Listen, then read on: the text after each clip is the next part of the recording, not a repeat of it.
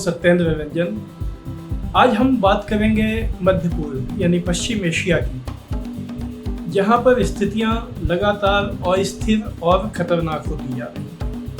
पिछले मंगलवार को 9 सितंबर को इजरायल ने जिस तरह से कतर की राजधानी दोहा पर हमला किया, जहां पर कतर मध्यस्थता कर रहा था इजरायल और हमास के बीच में युद्ध रुकवाने के लिए, और इजरायल ने वहीं पर बम गिराकर हमास के नेताओं को मारने की कोशिश की।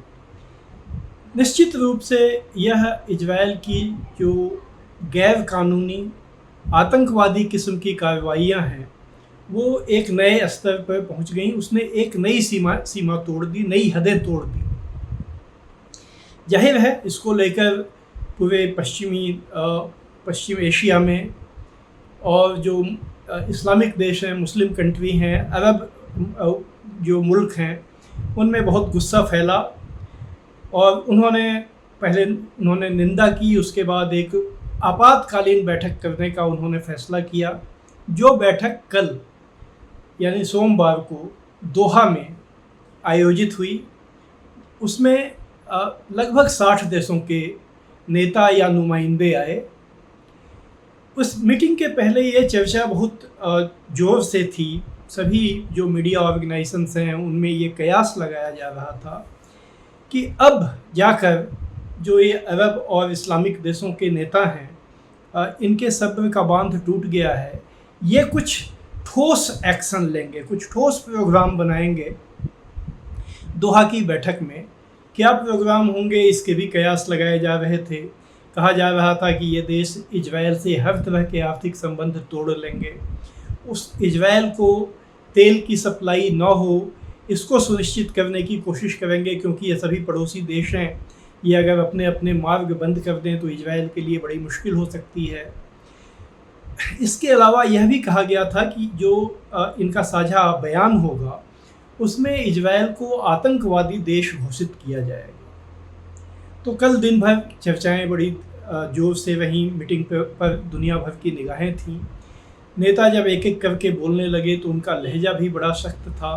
कुछ नेताओं ने, जैसे टर्की के राष्ट्रपति और लेबनान के प्रधानमंत्री, मलेशिया के प्रधानमंत्री, इन्होंने ये बातें कही कि अब सिर्फ निंदा करने से काम नहीं चलेगा, सिर्फ ये कहने से काम नहीं चलेगा कि हम इजरायल की निंदा करते हैं, अब हम लोगों को कुछ करना पड़ेगा।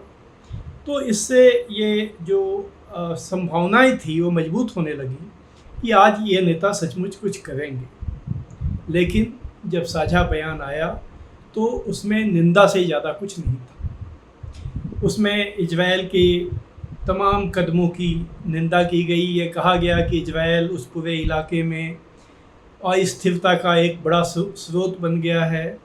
वो बेखौफ होकर तमाम अंतर्राष्ट्रीय कायदों और कानूनों का उल्लंघन कर जिसे भी चाह रहा है मनमाने ढंग से उसे निशाना बना रहा है।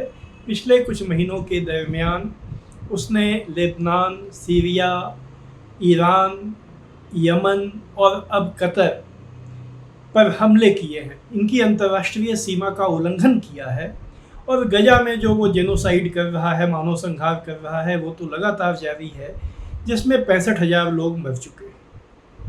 इजरायल इन नेताओं को किस तरह अपने ठेंगे पर रखता है, यह दिखाने के लिए जिस समय ये मीटिंग दोहा में चल रही थी, उसी समय उसने गजा में भयंकर बमबारी की। गजा में हालात वैसे ही बहुत ख़राब हैं। लाखों लोग भूखमरी का सामना कर रहे हैं, क्योंकि इजरायल वहाँ पर सहायता सामग्री पहुँचने नहीं देता है।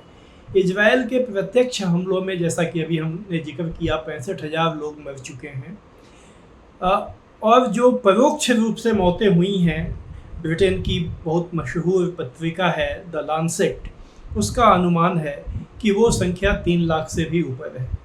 जो लोग परोक्ष कारणों से, इलाज न मिलने की वजह से या भूख से या घायल होने के बाद अगर इलाज होता तो बच जाते, या बीमार होने की वजह से, दवाइयाँ ना होने की वजह से जिनकी मौतें हो गई, वो सारी संख्या लाखों में जाती है।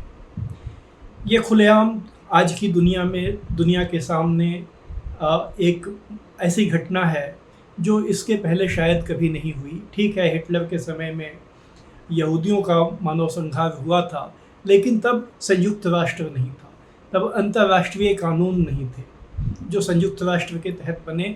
तब जिनोसाइड के खिलाफ यानी मानव संहार के खिलाफ अंतर्राष्ट्रीय संधि नहीं थी जिस पर देशों ने दस्तखत किए हुए हैं।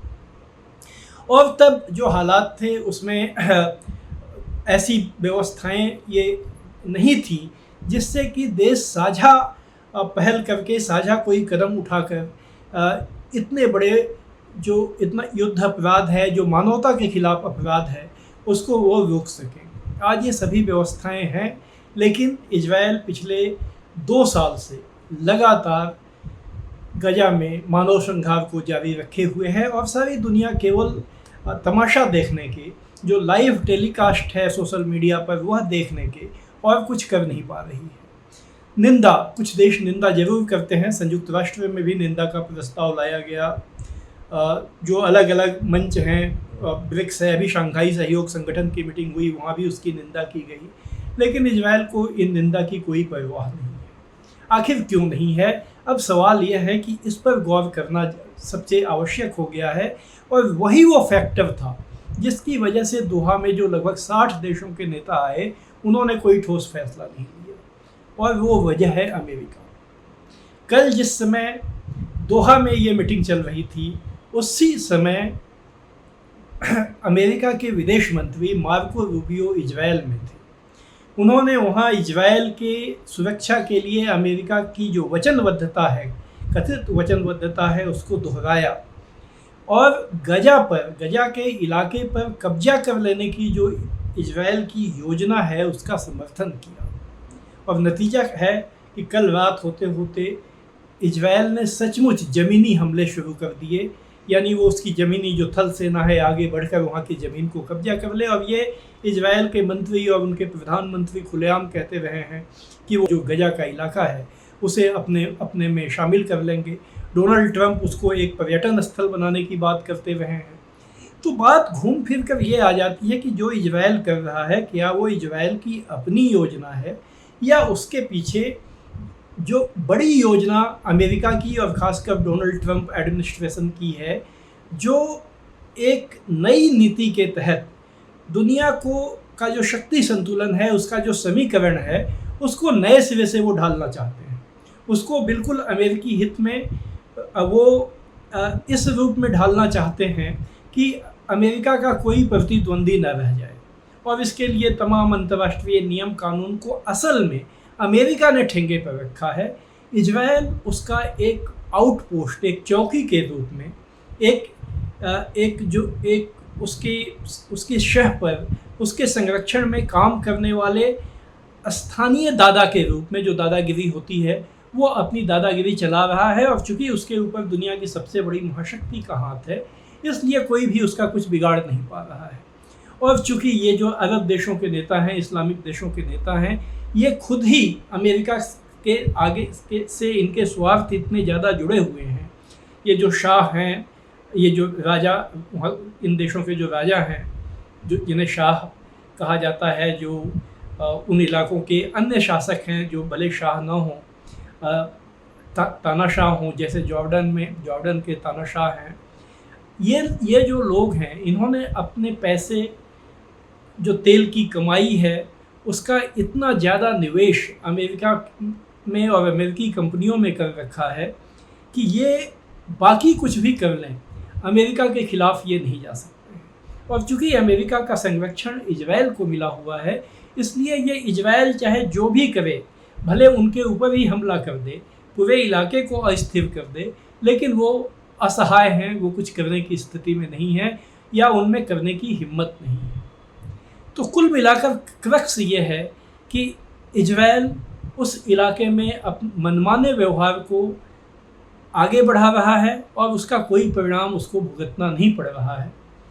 उसने धीरे धीरे अपने विरोधियों को काफ़ी हद तक वो कमज़ोर करने में वो कामयाब रहा है। सिर्फ ईरान एक देश है और उसके जो सहयोगी कुछ हैं जिन्होंने इजराइल की मनमानी रोकने की कोशिश की है, लेकिन उन्हें भी बहुत ज़्यादा कामयाबी नहीं मिली है। ये आज की हकीकत है और यही हकीकत कल दोहा में एक बार फिर से जाहिर हुई, जब वहाँ पर नेता जुटे खूब लच्छेदार शब्दों में उन्होंने भाषण दिए, इरादे जताए, लेकिन एक्चुअल में कोई भी एक्शन प्लान वो मंजूर नहीं कर सके, उस पर सहमति नहीं बना सके। तो आज बस इतना ही। मध्य पूर्व की घटनाओं पर हमारी निगाह बनी हुई है, हम वहाँ के अपडेट लेकर फिर आएंगे। आज आप सबको मेरा नमस्कार।